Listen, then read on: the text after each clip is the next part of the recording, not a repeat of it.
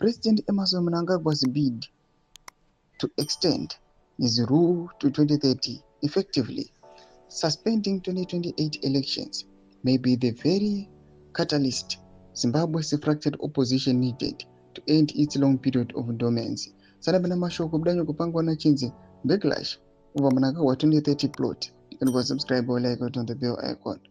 Chipira mlamu kudanyo kwa mchinzi.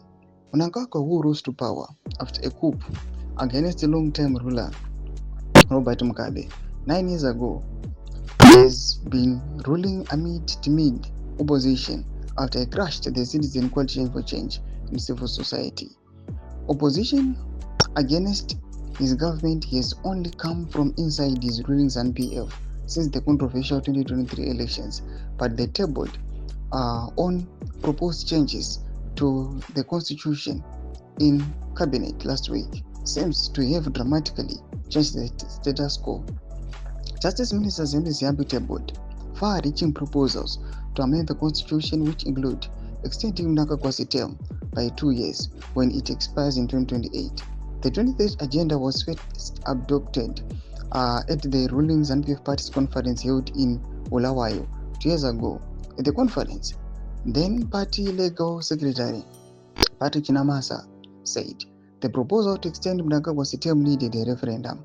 In October last year, ZANU-PF adopted the 2030 resolution and tasked Ziyambi, who is now the party's legal secretary, to initiate legal processes to implement it. In his cabinet presentation last week, Ziyambi said the 2030 proposal will avoid a referendum and will go via the parliamentary route, where ZANU-PF enjoys a 2/3 majority.